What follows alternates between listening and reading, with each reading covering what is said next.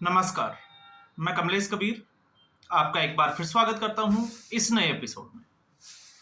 आज के इस एपिसोड में हम बात करेंगे पंजाब की बाढ़ और उससे जुड़ी हुई राजनीति।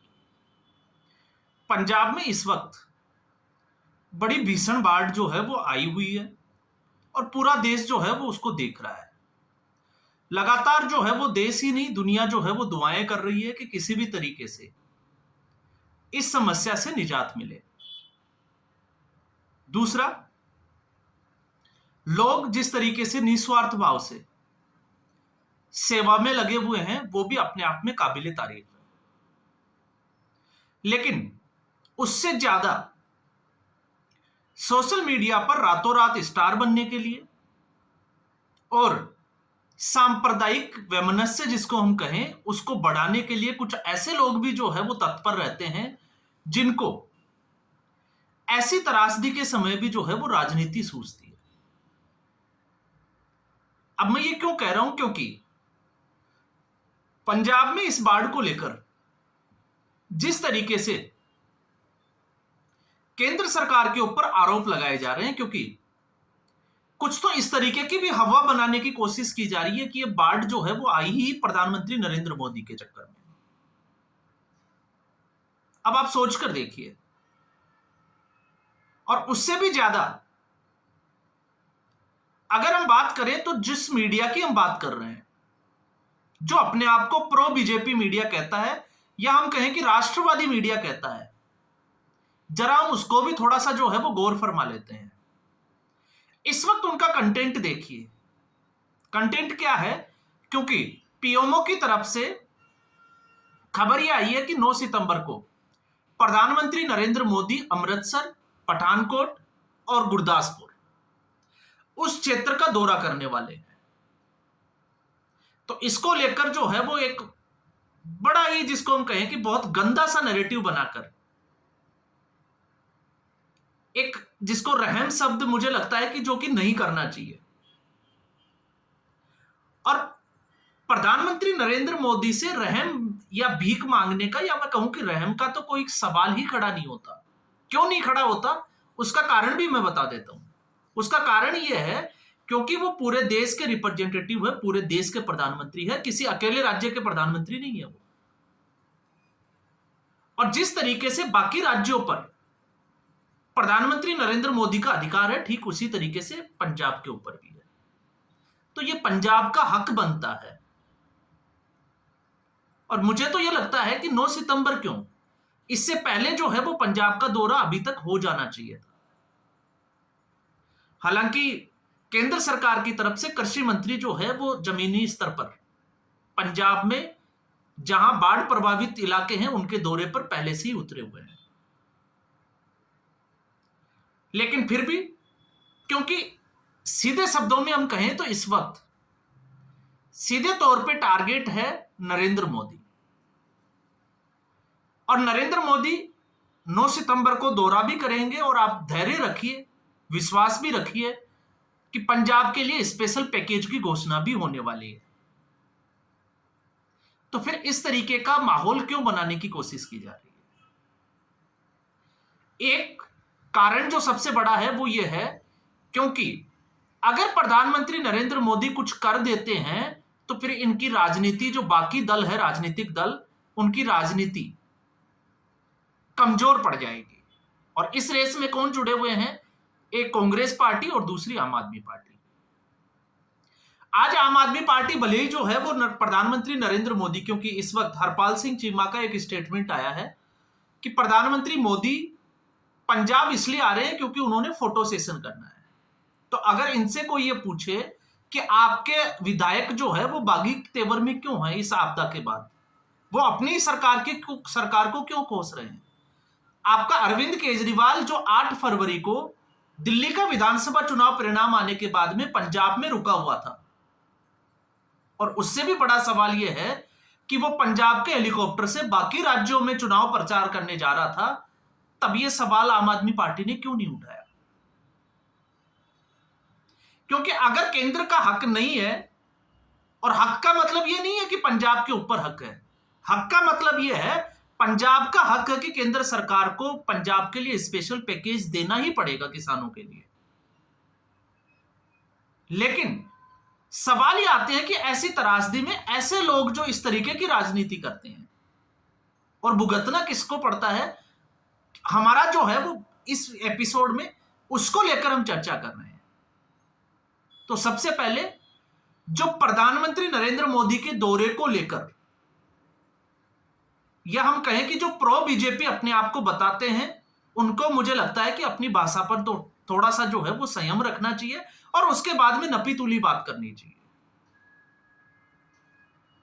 पंजाब भी जो है वो टैक्स देता है, इसलिए पंजाब का हक बनता है।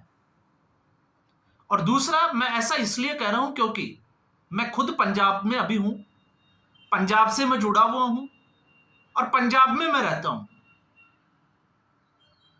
कुछ लोगों की, जिसको कहते हैं कि स्वार्थ की राजनीति के चलते केंद्र और राज्य सरकार के जो रिश्तों में जो गिरावट आई है, और वो क्यों आई है, प्रधानमंत्री नरेंद्र मोदी किस गलती की सजा भुगत रहा है, उस गलती का अगर हम जिक्र करें तो उसमें जो है वो, फिर अगर आप, इससे पहले भी मैंने एक वीडियो में बात की थी कि उसमें जो है वो बहुत सारी बातें निकल कर आती है। और उसमें सबसे बड़ी बात ये आती है कि ये जो बंटवारे का जो, जिसको हम कहें कि जो घाव है, वो अब तक भी पंजाब का वो भरा नहीं है। और इस वजह से हमेशा आपने देखा है कि केंद्र सरकार के और पंजाब के बीच में दूरियां रही है, भले ही सरकार किसी की रही हो। फिर चाहे आप 1984 को याद करिए या फिर 1947 को याद करिए, तो पंजाब का और बांग्लादेश, भारत का जो बंटवारा था, उसकी नींव 1940 में ही पड़ गई थी। 1945 में जो है वो इसको अमली जामा पहना दिया था, लेकिन उससे भी ज्यादा 3 जून 1947 की हम बात करेंगे, जिसके ऊपर 3 तरीके से, एक अंग्रेजों की एक नीति कि भारत को जो है वो 2 टुकड़ों में विभाजित करके आजाद करना, दूसरा 2 लोगों की महत्वाकांक्षा, एक मोहम्मद अली जिन्ना की और दूसरी पंडित जवाहरलाल नेहरू की, उस महत्वाकांक्षा के शिकार हो गए बांग्लादेश और आप कह सकते हो पंजाब। और आप सोचकर देखिए, एक ऐसा बंटवारा इस देश ने देखा है जिस देश के दोनों तरफ पाकिस्तान हो और उस पाकिस्तान के बीच में 1000 मील की दूरी हो। आखिर ये कैसा बंटवारा है जिसमें पंजाब को इस तरीके से तोड़ा गया, पंजाब को संस्कृति के आधार पे और कल्चर के आधार पर नहीं तोड़ा गया। और जहां धर्म की बात आती है तो पंजाब सिख बाहुल्य क्षेत्र था, तो इसमें आपको डेमोग्राफी भी तो नजर आ रही होगी ना, क्योंकि भारत पाकिस्तान का जो बंटवारा हुआ, उस बंटवारे में आधार क्या था कि मुस्लिम और हिंदू जो है वो एक साथ नहीं रह सकते। क्यों नहीं रह सकते? क्योंकि इनकी वेशभूषा, इनका पहनावा की हम बात कर सकते हैं, खान पान, और इनका जो भी संस्कृति या इससे जुड़े हुए कार्यक्रम है वो अलग अलग है, त्योहार अलग है। तो यही तो आधार था। तो पंजाब तो सिख बाहुल्य था, फिर पंजाब का बंटवारा कैसे हुआ? अगर हम इस पे विचार करते हैं तो आप सोच कर देखिए, बांग्लादेश में जो है वो चटगांव जो हिंदू बाहुल्य क्षेत्र था, जिसमें सिर्फ और सिर्फ 7000 मुस्लिम थे, वो बांग्लादेश को कैसे दे दिया गया? और फिर जब हम इतिहास को ढूंढते हैं, इसके इतिहास के पन्नों में जाते हैं, तो इतिहास के पन्नों में यह निकल कर आता है क्योंकि पंजाब का बंटवारा ऐसे हुआ कि जो उर्दू भाषी क्षेत्र था वो पाकिस्तान को दे दिया गया और जो पंजाबी लैंग्वेज बोलते थे वो भारत को दे दिया गया। जबकि सच्चाई यह है कि पंजाब जो है वो ये चाहता था कि वो भारत का ही हिस्सा रहे, वो पाकिस्तान का हिस्सा बने ही नहीं। और उससे भी बड़ी बात ये हुई 3 जून 1947 की। अब हम आते हैं अगस्त में। 12 अगस्त, मैं फिर जो है वो दोबारा जोर देके आपको बता रहा हूं, 12 अगस्त जिस तरीके से क्लिफ ने जो है वो सीमा निर्धारण कर दिया, नक्शे में जो है वो एक सीमा खींच दी, एक रेखा खींच दी, तो उसके बाद में नेहरू और जिन्ना के जब सिग्नेचर करवा लिए, उसके ऊपर हस्ताक्षर करवा लिए गए, तो पहले समय, या हम कहें कि समय रहते, सीमा का निर्धारण क्यों नहीं किया गया? आप सोचकर देखिए, आखिर क्यों ऐसी ऐसे कौन से जिसको हम कहें कि जश्न में डूबे हुए थे कि उन्होंने इस बात को नजरअंदाज कर दिया। और ये मैं जोर देकर कह रहा हूं, क्योंकि जब बंटवारा होता है तो पहले सीमा का निर्धारण किया जाता है ताकि लोगों को पता रहे कि हम किस हिस्से में हैं। लेकिन आप अगर उससे पहले आजादी दे देते हैं तो 12 अगस्त और 13 अगस्त को माउंटबेटन उस फाइल के साथ लाहौर निकल जाते हैं। इस लाहौर को लेकर भी जो है वो बड़ी दिलचस्प कहानियां हैं कि लाहौर जो है वो भारत के हिस्से में था, लेकिन फिर कैसे जो है वो पाकिस्तान को दे दिया गया। तो कहानियां जो है और इतिहास जो है उसमें बहुत सारी चीजें दर्ज है। और फिर उसके बाद में 14 अगस्त को पाकिस्तान में स्वाधीनता दिवस का जश्न मनाया गया और मोहम्मद अली जिन्ना जश्न में डूब गए। दूसरी तरफ जवाहरलाल नेहरू जश्न मनाने के लिए लगे हुए थे। तैयारियां जोरों पर थी क्योंकि माउंटबेटन ने 15 अगस्त को आना था और प्रधानमंत्री जवाहरलाल नेहरू को नए शासक के रूप में घोषित करना। जश्न में डूब गए और जो लोग इस वहम में थे जिनको पता ही नहीं था कि वो भारत का हिस्सा है या पाकिस्तान का हिस्सा है, उसी असमंजस में अफरा तफरी का माहौल बनता है और लाखों लोगों को मार दिया जाता है, काट दिया जाता है। तो इसके पीछे किसका दोष है, गलती किसकी है? और फिर उसके बाद 17 अगस्त को यह चीज जो है वो सार्वजनिक की जाती है, सीमा निर्धारण किया जाता है। अब आप सोचकर देखिए, 14 और 15 अगस्त को दो देश आजाद हो गए, दो देशों का उदय भी हो गया, लेकिन लोगों को तो पता ही नहीं है कि वो भारत का हिस्सा है या पाकिस्तान का। और उससे भी बड़ी बात आप देखिए, उसके बावजूद जब भारत और पाकिस्तान आजाद हो गए तो जम्मू कश्मीर का गवर्नर जनरल बनाए रखा माउंटबेटन को। किस हैसियत से? जब भारत आजाद हो गया तो जम्मू कश्मीर का गवर्नर जनरल माउंटबेटन ही क्यों? तो इतिहास में काफी, और ये गलतियां किसके थी? ये गलतियां थी नेहरू की, और गलती किसकी थी? जिन्ना की। इन दोनों लोगों की गलतियों का जो आज जो भुगतान कर रहा है वो इस देश को करना पड़ रहा है, इस पंजाब को करना पड़ रहा है। तो वास्तविकता ये है, और इसी वास्तविकता के चलते फिर आप आ जाइए 1984 में, जिस तरीके से दो घटनाओं का मैं जिक्र करता हूं, एक जिसको ऑपरेशन ब्लू स्टार कहा जाता है और दूसरा इंदिरा गांधी की हत्या। और इंदिरा गांधी की हत्या होने के बाद में जिस तरीके से सिखों का नरसंस हत्याकांड होता है वो इस देश के जहन में आज भी है और इस पंजाब के भी है। लेकिन जब भी कोई पंजाब की बात करेगा इस तरीके से तो फिर ये लोग जो है वो एक्टिव हो जाते हैं, क्योंकि इनको अपनी राजनीति देखनी है।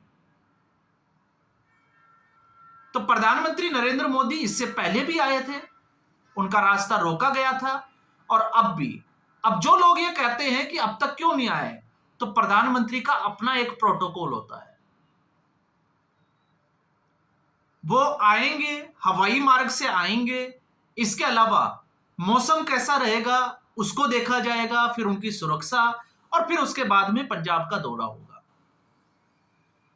तो फिर अब सवाल यह होता है कि जो आम आदमी पार्टी केंद्र से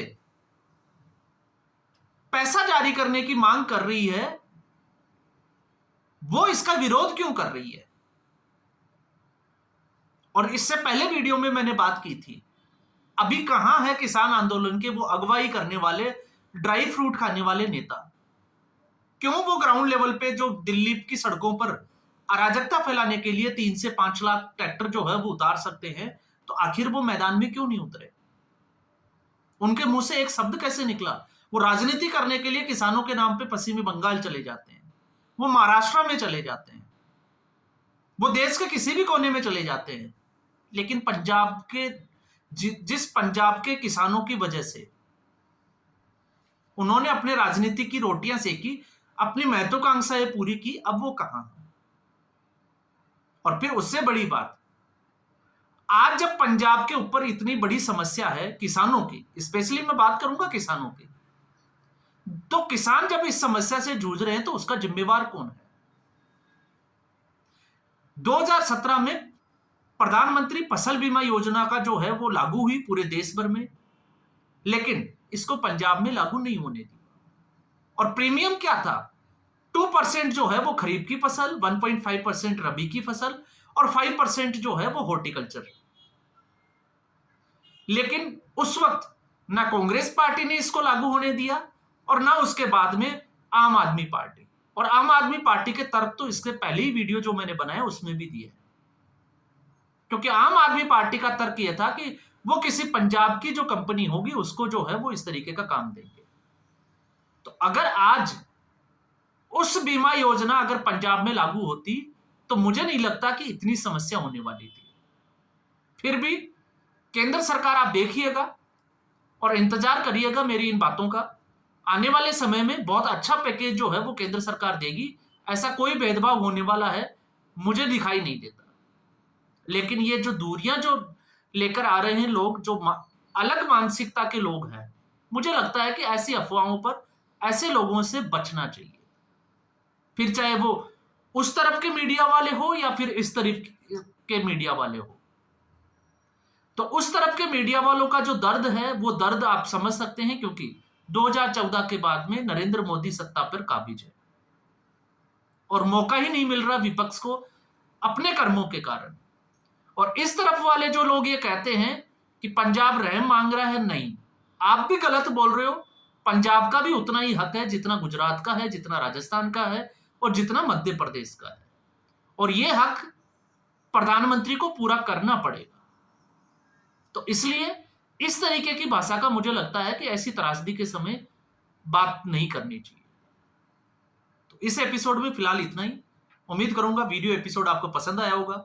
वीडियो को लाइक करें, शेयर करें, चैनल जरूर सब्सक्राइब करें। धन्यवाद।